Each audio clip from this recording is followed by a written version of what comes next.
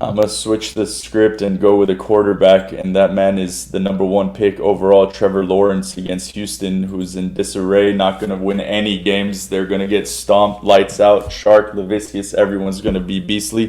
I would start him with confidence. If you're one of those guys who's in a deeper league, maybe had a late round QB selection and you're not so sure about it, and you have him in the back, I would be very confident starting him this week.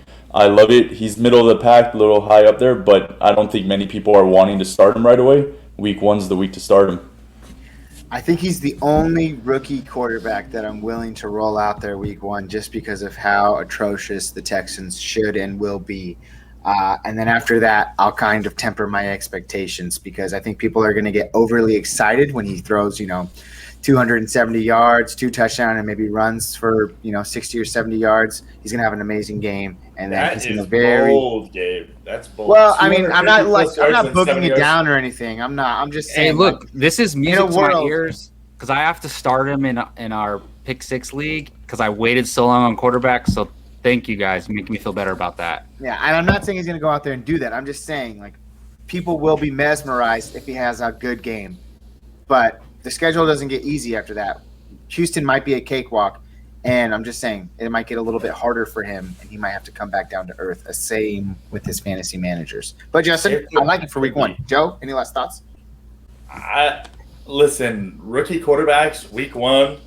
I think Justin and I maybe have the exact opposite view. Rookie running back, I don't have any problem throwing him out there because I think teams with running backs, they are not afraid to let them go. But with quarterbacks, on a team like the Jaguars, with the college coach who's already said he's planning on running a lot, I don't know. I just don't know that I'm comfortable. Like, if you're Jacob, you have to, right? I mean, against the Texans, though, it's the one time where you feel comfortable, but it is his first NFL start ever. NFL start. Let me ask you this. Are you comfortable starting him in a 2 QB league? Oh, yeah. I mean, you have to be, right? And it's a 2 QB league. He's in the top 20, but for instance, Jacob, I think Kirk Cousins is on the waivers in that. He is, but it's not worth dropping somebody to me. Okay, so I'm with you. You. But I personally would find a way to run. Is that the same league that you have 3 tight ends?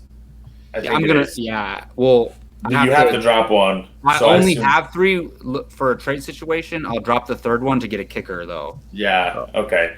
So I mean, I think I would find a way to roster Kirk Cousins, but I understand you saying, you know what, it's 1 week. Let's roll it out with him, see how it goes, and I can always go back and pick up Kirk Cousins after if I need to. Fair enough. Well, hey, Jacob, we're rooting for you. I have him in a 2 QB league. I'm rooting for you.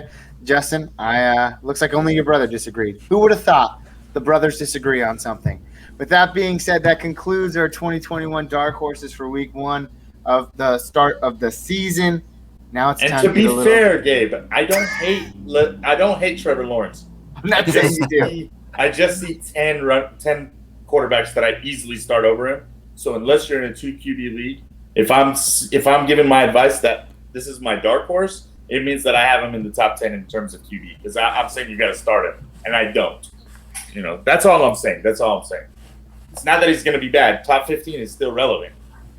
Top 15 is still relevant. I mean, you got to think some leagues in the standard is usually a 12-team league, so he could be right outside that frisk, which makes him a QB1.